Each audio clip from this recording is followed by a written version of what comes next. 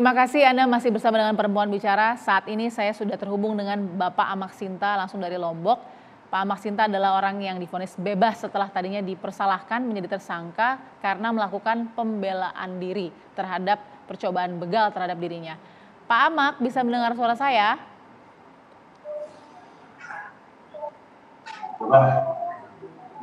Pak Amak bisa mendengar suara saya? Ya. Baik. Pak Amak boleh cerita Pak, bagaimana proses Bapak diperiksa pada saat itu oleh polisi? Diperiksa dari mana ini? Diperiksa oleh pihak kepolisian. Cerita saja Pak, mungkin boleh. Saya diperiksa sampai malam. Dari saya kapan diperiksa Pak? Sampai malam. Dari baru saya datang, saya diperiksa. Saya nyambung lagi pagi hari. Berarti ada 2 hari ya Pak ya? Ya, malam saya datang, saya diperiksa juga. Oke, datangnya jam berapa Pak? Ingat? Datang saya kurang lebih jam 12 malam. Oke, jam 12 malam ya Pak ya? Diperiksanya? Ya. Oke, ya, kalau diperiksa langsung. Oke, kalau sedikit mundur Pak ke belakang, kejadiannya itu pada pukul berapa Pak? Kejadian jam 12 lebih. Ini di hari yang sama Pak? Mohon maaf saya. Ya. Oke, Pak Amak, jadi Bapak kejadiannya jam 12, lalu dipanggil polisi jam berapa Pak? Kurang lebih jam 12. Oh, jadi pada saat itu juga? Atau mungkin hanya ya. beberapa jam setelah kejadian? Oke, saya di coba malam hari, kan sewaktu kejadian saya tidur seharian, kan? Oke, di malam itu terus saya dijemput. Oke, baik Bapak dijemput ya Pak ya? Ya. Oke, nah saat dijemput itu Pak, apa pertanyaan atau mungkin bicara apa Bapak dengan pihak kepolisian Pak? Dia bicara bagaimana ceritanya. Nah, bagaimana ceritanya Pak? Ya, saya mau ngantar nasi ke rumah sakit Siwi. Antarkan ibu saya sakit di sana kan. Sampai di perjalanan saya diikuti oleh 2 motor. Setelah dia dekat saya, dia senggol saya. Dia menyenggol. Kemudian setelah dia menyenggol, saya kepepet. Setelah saya lurus lagi, dia mengadang. Langsung dia mengadang di depan saya. Saya berhenti. Dia bertanya mau kemana. Aku mau ke rumah sakit Ciwi, mengantarkan nasi. Tapi dia langsung nebas. Terus saya tepis dan tangan saya. Saya turun dari kiri ke motor, dari motor turun ke kiri. Dia tebas lagi kan, tangan saya tepis 2 kali. Dia turun semuanya dari sepeda motornya. Dia mengadang dari depan 1, di kiri 1, di belakang 2. Dia mengadang. Tidak ada pilihan lain daripada saya mati. Saya duet sama dia. Langsung saya menggacohnya. Begitu, Bu. Baik, Pak Amak, boleh saya tahu ya Pak, Bapak membawa senjata atau membawa alat tajam itu memang setiap hari atau hanya hari itu saja? Cuma hari itu aja. Karena malam sudah jauh. Akhir istri bilang, bawa aja pisaunya. Ini malam sudah larut. Begitu bilang istri. Karena daerahnya banyak begal atau rawan atau bagaimana Pak? Ya, sering ada. Sering ada begal dari daerahnya itu. Daerahnya itu sepi juga. Tidak ada penerangan jalan Pak? Lampu sering tidak ada lampu? Kejadian di sana. Oke, Pak, berarti Pak Amak ini jarang keluar malam begitu Pak ya? Ya jarang. Itu juga aku keluar malam karena saya mau mengantarkan ibu saya nasi untuk makan sahur, keluarga saya kan. Baik, di rumah sakit ya, baik. Nah, Pak mohon maaf ketika Ya. Bapak diserang duluan gitu Pak ya, diserang terlebih dahulu, Bapak terluka ya Pak ya? Enggak, saya enggak terluka. Tapi ada rasa sakit saya kan. Tapi tidak ada pilihan lain timbang saya yang mati. Begitu saya berpikir, timbang saya akan mati, lebih baik saya yang lawan.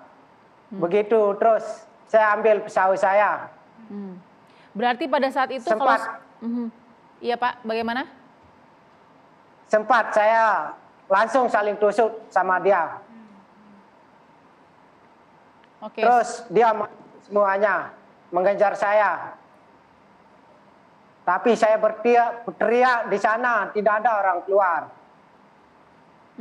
Sehingga jambret itu mau ngambil motor saya. Langsung dia mau bawa motor saya, langsung saya tusuk juga dia. Oke. Ya, Baik, berarti pada saat itu Bapak mencoba sempat ketika sudah membela diri, Bapak mencoba melarikan diri gitu ya Pak ya? Coba Ya. kabur gitu ya Pak? saya mau coba kabur, tapi dia mengambil motor saya. Terus saya balik lagi mengejar dia yang mau ngambil motor saya itu. Oke, jadi jelas ya Pak Amak di sini pilihannya pada saat pertama kali didekati oleh begal tidak ada pilihan lain selain melawan. Karena mau melarikan diri juga Ya. sudah dikepung gitu ya Pak? Ya, Oke, pada saat Bapak sudah bisa melarikan diri, Bapak meninggalkan lokasi, meninggalkan tempat kejadian, atau langsung melapor ke siapapun yang diketemukan di jalan? ya, langsung saya ngelapor dari orang yang keluar itu dari kampung-kampung itu, kan kampung sudah dekat. Tapi setelah begal mati 2, begal lari 2, terus orang kampung sana keluar. Terus saya dikasih minum. Dia bertanya dari mana. Saya bilang dari Mati Maling. Sempat saya minum di sana dulu, baru saya pulang. Ada tidak Pak kantor polisi terdekat di situ?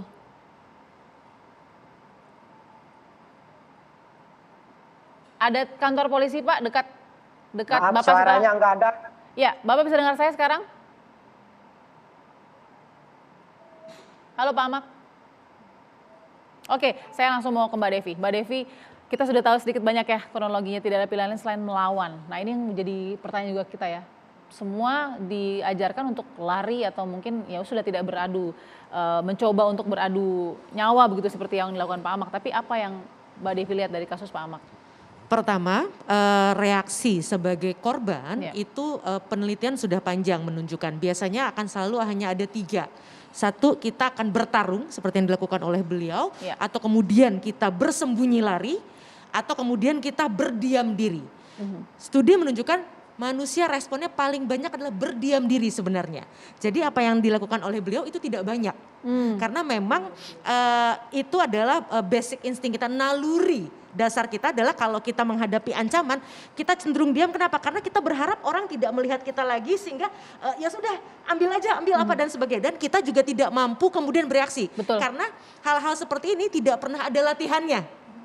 Berbeda dengan misalnya latihan gempa, bencana gempa itu beda, itu masih ada trainingnya. Ya. Jadi pelajaran pertama adalah memang tidak semua yang dilakukan oleh beliau bisa kita tiru.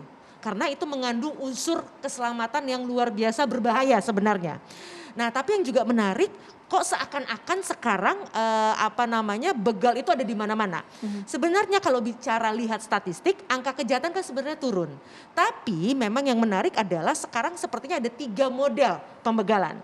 Satu yang model klasik karena memang motifnya dia adalah memenuhi kebutuhan sehari-hari. Jadi memang betul-betul karena ada kebutuhan ekonomi di sana. Tapi yang menarik juga ada tren baru yang disebut dengan begal inovatif. Dia melakukan begal karena hidup yang gaya, karena ingin punya gaya hidup tertentu. Ya. Sehingga kemudian dia akan melakukan apapun untuk mendapatkan barang-barang yang dia inginkan misalnya. Lalu yang ketiga karena memang ada unsur keterpaksaan dari kelompok tertentu. Oke. Nah ini bisa jadi anak-anak dan remaja yang dimanfaatkan oleh orang-orang dewasa misalnya. Yang artinya kita perlu belajar dari kasus ini. Ya. Pertama, kita sebagai calon korban, siapapun bisa jadi korban. Kita tidak mengenal waktu, tempat dan sebagainya. Karena sekarang mereka bisa sangat demonstrasif mengingat masa pandemi, bicara kekosongan, bicara sepi tidak harus nunggu malam. Ya. Siang hari pun juga sangat mungkin. Dan yang kedua, kita pun sebagai manusia karena sekarang ini trennya adalah manusia digital, kita sering kali sudah tidak awas dengan lingkungan kita. Itu justru juga menjadi kesempatan bagi orang-orang yang ingin mengambil keuntungan dari kita bahkan di siang hari sekalipun.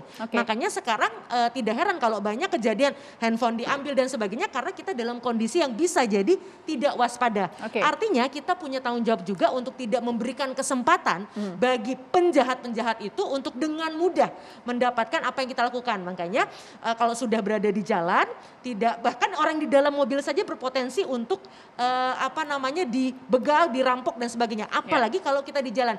Biasakan untuk tidak tampil mencolok misalnya. Jadi pelajaran-pelajaran ini yang sebenarnya baik sekali kalau TV One, media justru mengingatkan publik sehingga semua orang bisa jadi waspada. Rasa takut mendengarkan kisah ini bagus karena takut itu akan membuat kita semua jadi waspada yang tadinya merasa aman-aman saja. Toh ini pandemi, orang semua di rumah dan sebagainya. Tapi justru di situ menjadi peluang bagi para penjahat-penjahat tersebut. Saya mau ke Mbak Monica dulu ya. Mbak Monica, tadi Mbak Devi punya data tadi kan angka kejahatan turun nih. Mungkin data-data lain silakan dikeluarkan kalau ada. Tapi dengan angka kejahatan naik ataupun turun, sosial media punya kekuatan dan kita banyak sekali menemukan video-video orang-orang yang berani melakukan perlawanan dan pembelaan diri terhadap begal ya, gitu ya. Apakah itu menstimul juga kepada orang-orang yang mengkonsumsi ini lewat gawai tadi bahwa tidak apa-apa melawan begal? Itu ada nggak sih korelasinya? Iya, sebenarnya yang perlu dicatat adalah bahwa upaya melakukan pembelaan diri itu adalah hak setiap manusia. Iya, meskipun tadi harusnya normalnya orang awamnya takut, diam, freeze gitu freeze, ya, karena takut ada ancaman menghampiri dirinya. Tapi kita punya hak untuk melakukan perlawanan atau melindungi diri kita gitu ya dari ancaman kejahatan.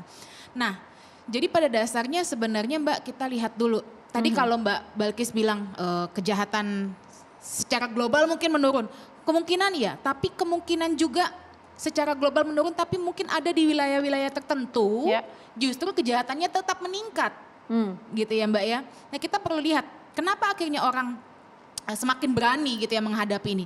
Banyak faktor yang melatar belakangi. Yang pertama karena kita tidak bisa pungkiri ya Mbak ya, artinya fasilitas atau layanan pengamanan yang diberikan oleh kepolisian nggak mungkin 24 jam berjalan di jalanan gitu ya, berlangsung gitu ya. Kemudian tadi minimnya pos-pos pengamanan.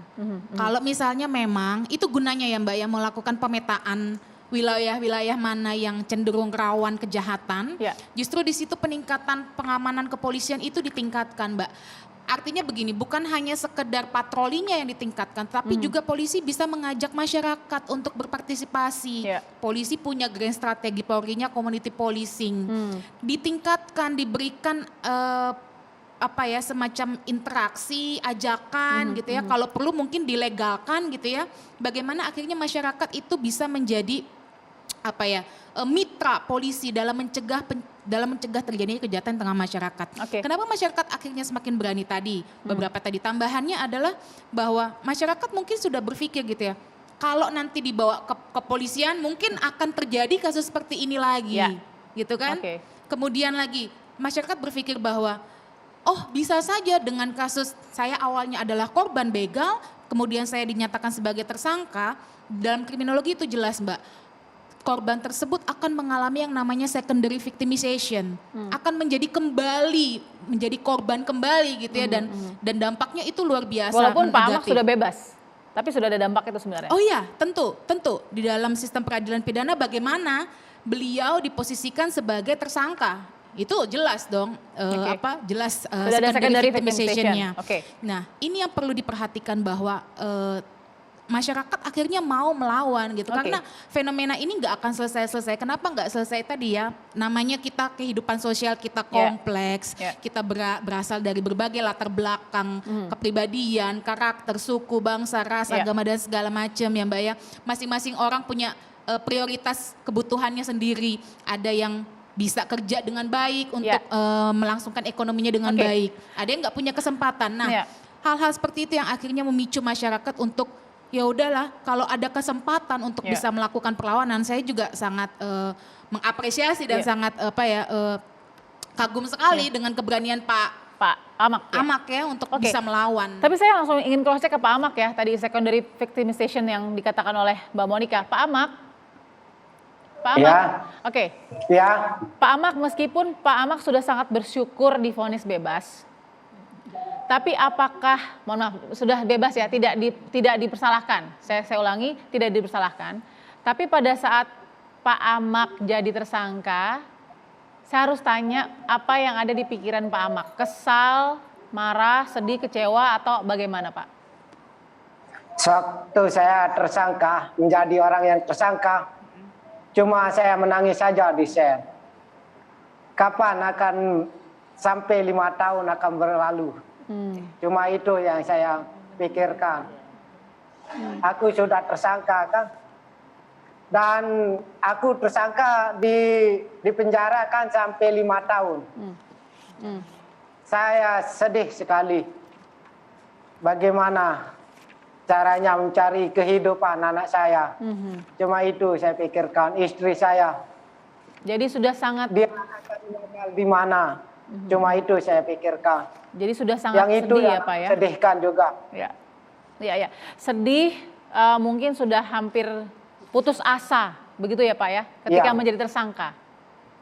Ya, memang saya sempat putus asa.